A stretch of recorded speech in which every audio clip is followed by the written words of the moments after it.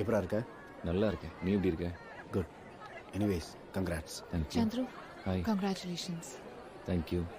எல்லாரும் வாங்குற டிகிரி தானே, என்ன எனக்குன்னு தனியா? யார் வேணால் படித்தா டிகிரி வாங்க முடியும். ஆனால் கோல்டு மெடல் வாங்குறதெல்லாம் சாதாரண விஷயம் இல்லை மச்சான். டேய், ஏட்ட கடைக்கு போகலாமா? Bun butter jam. ம்,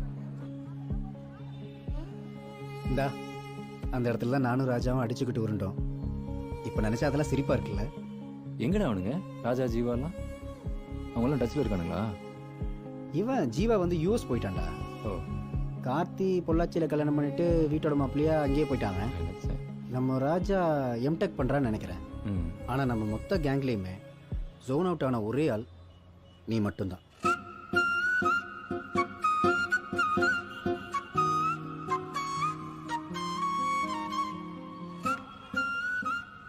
ബൺ ബട്ടർ ജാം വന്നിരുച്ചു. ശരവണ, ചന്ദ്രു നിങ്ങൾക്ക് വേണ്ടി സ്പെഷ്യലായിട്ട് ഉണ്ടാക്കിയതാ, കഴിച്ചോ.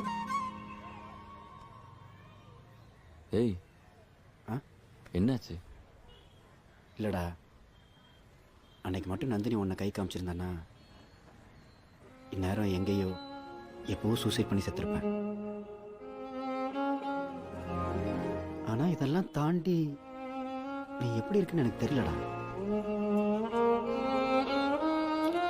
மச்சி, நமக்கு புரியுற மாதிரி நமக்கு பிடிச்ச இந்த பன் பட்டர் ஜாம் வச்சு ஒன்று சொல்லட்டா? ம், இந்த பன்னு இல்லை, இது ஈஜிப்டில் கண்டுபிடிச்சாங்களாம். ஜாம் பெர்ஷியா, மெசபோட்டோமியா, இப்போ இருக்கிற ஈரான் ஈராக்னு வச்சுக்கோங்க, அங்கே கண்டுபிடிச்சாங்க. ஆனால் அதை இன்னைக்கு நம்ம சென்னையில் உட்காந்து சாப்பிட்டுட்டு இருக்கிறோம். இன்னும் 10,000 வருஷம் கழிச்சு யாரோ 2 பேர் இதுதான் தமிழர்களுடைய பாரம்பரிய உணவுன்னு சொல்லி சண்டை போட்டுட்டு இருந்தா பார்க்கறதுக்கு எவ்வளோ காமெடியாக இருக்கும். அந்த மாதிரி தான் மச்சி, இது எங்கிருந்து வந்தா நமக்கு என்ன? இன்னைக்கு நம்ம கண்ணு முன்னாடி இருக்கா, சாப்பிட்டா டேஸ்டா இருக்கா, அவ்வளவுதான். சாப்பிட்டு போயிட்டே இருக்கணும். பாஸ்ட்டை பத்தி நமக்கு என்ன கவலை? லைஃப் அந்தந்த மொமெண்ட்டுக்கானது மச்சி. ஓடுற நதி மாதிரி ஒரு விஷயமும் மாறிக்கிட்டே தான் இருக்க போகுது. வேற வேற நாட்டில் தனித்தனியா பிறந்து இன்னைக்கு ஒன்னா சேர்ந்து நம்ம கையில வந்து உட்காந்துருக்கிற இந்த பன் பட்டர் ஜாம் மாதிரி தான் நாமளும். இதை புரிஞ்சுக்கிட்டாலே life easy. Past is just a dead one. அதனால தானே இன்னமும் தமிழ்ல அதுக்கு அழகா இறந்த காலம்னு பேர் வச்சிருக்காங்க. Just move on. நீ ரொம்ப மெச்சூர் ஆயிட்ட. அப்படியா? நான் உன்னை முதல்ல பார்க்கும்போது எவ்வளவு மக்க பையனா இருந்து தெரியுமா? இப்ப நானே உன்கிட்ட இருந்து நிறைய விஷயத்த கத்துக்கிறேன். நான் ஆகாஷ் கிட்ட கூட சொல்லுவேன், சந்துரு மாதிரி இண்டிவிஜுவலா இருடான்னு. அவன் இப்போ வரைக்கும் அப்பாவுக்கு ரொம்ப பயப்படுறான்டா. 1 வாரம் ஆச்சு அவன்கிட்ட பேசி. ஃபோன் ஸ்விட்ச் ஆஃப்ல இருக்கு. 100 ஆயிஸ்ரா, அவனே ஃபோன் பண்ணிட்டான். ஏய், எங்கடா இருக்க எரும மாடு? என்னாச்சுடா? சரி சரி, நீ டென்ஷன் ஆகாத, நான் வரேன்.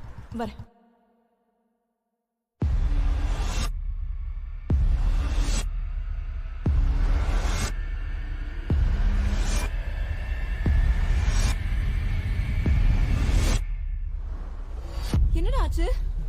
கிட்ட வந்துராத தள்ளிப்போ மது, ப்ளீஸ் மது, பாத்துட்டு இருக்காங்க ப்ளீஸ். முடிஞ்சு, என் லைஃப் டோட்டலா முடிஞ்சு. நான் சாகுற வரைக்கும் உன்னை பார்க்கவே முடியாது. போச்சு, எல்லாமே போச்சு. என் லைஃப் அவ்வளவுதான் மது. ஏய், உங்க அப்பா என்ன லூசா? பத்திரிக்கை கிழிச்சு மூஞ்சில எறிய வேண்டியதானே? நீ என்ன பண்ண போற? என்னால என்ன பண்ண முடியும் மது? ஓடி போலாமா? இங்கேயே இப்படியே இப்பவே ஓடி போலாம். என்ன சொல்ற? எனக்கு பயமா இருக்கு மது. நம்ம எங்க போய் என்ன பண்ண முடியும்? எனக்குலாம் என்ன தெரியும் சொல்லு. நான் பாத்துக்கிறேன்டா. உன்னை சாகுற வரைக்கும் நான் பாத்துக்கிறேன். முதல்ல எங்கேயாச்சும் ஓடி போயிடலாம். கிட்ட வராத மது, ப்ளீஸ் மது, கிட்ட வராத மது. எல்லாமே என்னால முடியாதுடா. என்னடா பண்ற? அழுதுகிட்டு இருக்கா, நீ பாட்டு கிட்ட வராதுன்னு இருக்க. எனக்கு நந்தினிக்கு பிரேக்கப் ஆகும்போது என்னடா சொன்ன? பெரிய புடிங்க மாதிரி என்னடா பேசுன? இப்ப நீ பண்றதுக்கு பேர் என்னடா? மது, நீ கவலைப்படாத. இந்த நாயை தூக்கிட்டு போயாவது கல்யாணம் பண்ணி வைக்கிறேன். என்ன உங்க அப்பாவுக்கு மட்டும் தான் ஆள் இருக்கா? எங்களுக்கு இல்ல ஆளு. என் ஏரியாலயும் பசங்க இருக்காங்க. எங்க அப்பா அவளை கொன்றுவாரா.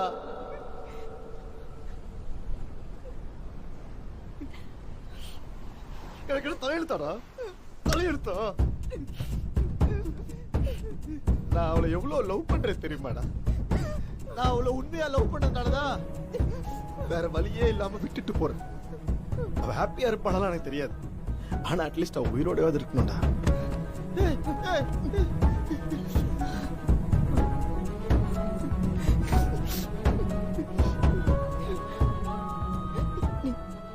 நீ முடிவு பண்ணிட்டல்ல? நான் இல்லாம நீ ஹாப்பியா இருந்துருவியாடா?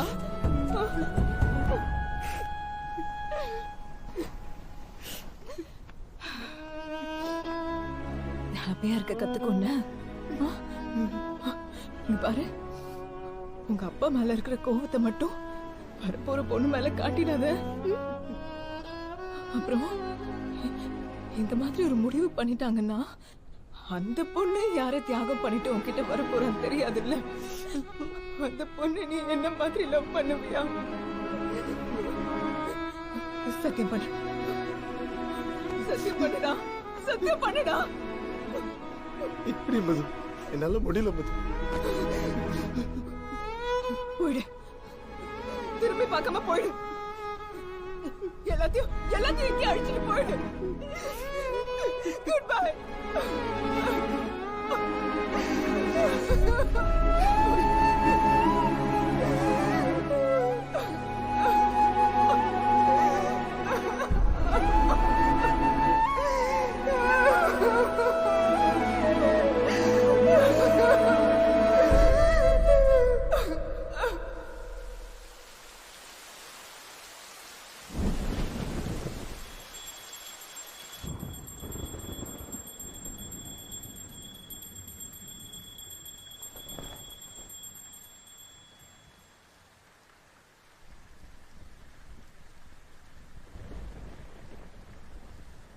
என்னது இது? நீங்களே சொல்லுங்க.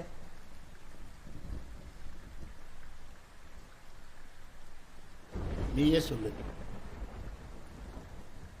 பொண்ணு பார்க்க போறோம்டா. யாருக்கு? உனக்கு தான்டா. வெறுப்பேத்தாதமா. என்னதான் பக்கத்து வீடா இருந்தாலும் வரப்படி தானடா பூப்பழம் எல்லாம் வாங்கிட்டு போய் பொண்ணு பார்க்கணும். அதனாலதான் இதெல்லாம் வாங்கியிருக்கோம். பக்கத்து வீடா? நானும் உமாவும் எல்லாம் பிளான் பண்ணிட்டோம். உனக்கு சர்ப்ரைஸா இருக்கட்டும் தான் எதுவும் சொல்லல. நீ ஆசைப்பட்ட மாதிரியே உனக்கும் மதுமிதாக்கும் கல்யாணம் பண்ணி வைக்க போறோம். புடவை பத்தியா உனக்கு பிடிச்ச கலர்ல வாங்கியிருக்கேன்.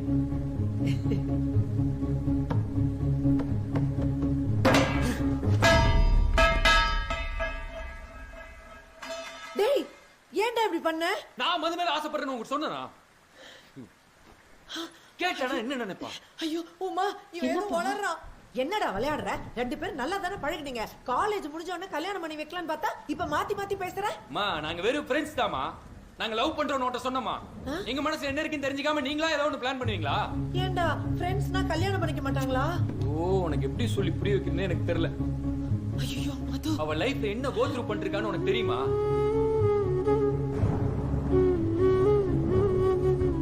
மது, சாரி மது, எனக்கு இதுக்கு எந்த சம்மந்தமும் இல்ல. இவங்கள ஏதோ பைத்தியம் மாதிரி பிஹேவ் பண்ணிருக்காங்க. பைத்தியமா? ஆமாடா, நாங்கெல்லாம் பைத்தியம்தான். உங்க லைஃப் எல்லாம் நல்லா இருக்கணும்னு நினைக்கிறோம்ல, அது பைத்தியக்காரத்தனம் தான்.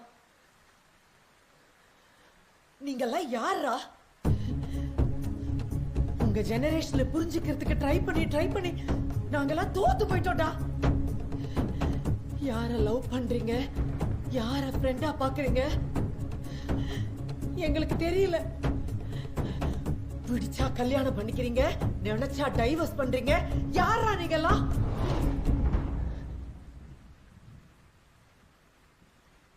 நாங்க என்னடா தப்பா கேட்டோம்? ஓ மனச புரிஞ்சுக்கிட்டு உன்னோட வாழறதுக்கு ஒரு பொண்ணு வேணும்னு நான் நினைக்கிறேன். அவ பொண்ண பொறுப்பா பாத்துக்கிறதுக்கு ஒரு நல்ல பையன் வேணும்னு உமா நினைக்கிறா. இதுல என்னடா தப்பு? கல்யாணம் பண்ணி கொடுத்து நிம்மதியா இருக்க விடுறீங்களா? அரேஞ்ச் மேரேஜ் தான் பிரச்சனை. சரி லவ் மேரேஜ் பண்ணி வைக்கலாம்னு நம்பிக்கையா வந்தா 6 மாசம் தாங்குமாடா உங்க லவ் எல்லாம்? சொல்லு சொல்லுடா. நீ யாரடா லவ் பண்ற? நீ யார லவ் பண்ற? அந்த பொண்ணு நீயும் உண்மையா வாழ்வீங்களாடா? சொல்லு. கடைசி வரைக்கும் உண்மையா வாழ்வீங்களா? சொல்லுடா. இப்பயாவது சொல்லுடா.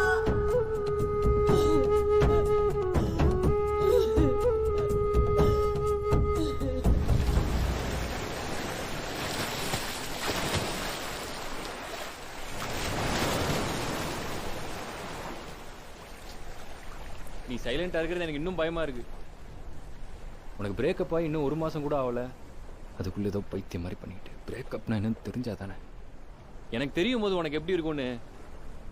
அவங்க ஏதோ லூஸ் மாதிரி பண்ணிருக்காங்க மது. சாரி மது. இப்போ ஏன் பதற? நாம 2 பேரும் ஃப்ரெண்ட்ஸ் மது. நாம எப்படி கல்யாணம் பண்ணிக்க முடியும்? நான் ஆகாஷை ஏன் லவ் பண்ணேன் தெரியுமா? அவன் என்னோட க்ளோசஸ்ட் ஃப்ரெண்ட். உனக்கு சரவணன் எப்படியோ அப்படி ஒரு பெஸ்ட் ஃப்ரெண்டாக தான் அவன் என் லைஃப்குள்ள வந்தான். அவனுக்கு ப்ரப்போஸே நான் தான் பண்ணேன். ஏன் தெரியுமா? லவ் பண்றதுக்கு பெஸ்ட் ஃப்ரெண்டா இருக்கிறது தவிர வேற எந்த தகுதியுமே தேவையில்லடா. சரி நம்ம கல்யாணம் பண்ணிக்கிறோம்னு வச்சுப்போம். ஏதோ நம்ம பேரண்ட்ஸ் ஆசைப்பட்டாங்க, நாமளும் ஓகே சொல்லிட்டோம்னு வச்சுப்போம். ஃபியூச்சர்ல ஏதாவது பிரச்சனை வந்து இப்போ இருக்கிற ஃப்ரெண்ட்ஷிப்பும் கெட்டு போயிடுச்சுன்னா எப்படி மது? ஃபியூச்சரா? அப்படி ஒன்று இருக்கா என்ன? ஆகாஷோட சேர்ந்து வாழ்ந்து 3 குழந்தைங்களை பெத்துக்கிட்டு கடைசி வரைக்கும் சந்தோஷமா இருக்கணும்னு ட்ரீம் எல்லாம் வச்சிருந்தேன் தெரியுமா? அதெல்லாம் இப்ப எங்க போச்சு? ஃபியூச்சர்னுலாம் ஒன்றும் இல்லை Chandru. That's all our imagination. இப்போ ஆகாஷ் என்ன ஒரு வாட்டி தான் விட்டுட்டு போனான். ஆனா அதை திரும்ப திரும்ப யோசிச்சு டெய்லி நானே என்ன ஹர்ட் பண்ணிட்டு இருந்தேன். ஆனா அதெல்லாம் தேவையே இல்லைன்னு நீதான் எனக்கு புரிய வச்ச. பாஸ்ட பத்தி கவலைப்படாம மூவ் ஆன் பண்ணுன்னு அன்னைக்கு மெச்சோர்டாலாம் பேசின. இப்ப நடக்காத ஒரு ஃபியூச்சரை நினைச்சு ஏன்டா அப்படி தேவையில்லாம குழம்பிக்கிற? இங்க பாரு, நம்ம கல்யாணம் பண்ணிக்கிறோமோ இல்லையோ, இப்ப ஃப்ரெண்ட்ஸா இருக்கோம் இல்ல நாளைக்கு பிரிஞ்சு போறோம்.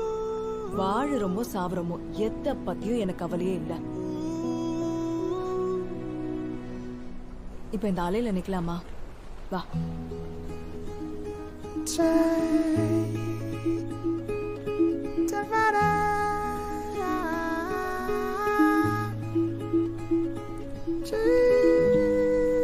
பாஸ்ட் ஒரு டெட் பாடினா ஃபியூச்சர் ஒரு ட்ரீம். நான் என் பாஸ்ட புதைச்சிட்டேன். நீ எப்போ உன் ட்ரீம்ல இருந்து வெளியே வர போற சந்துரு?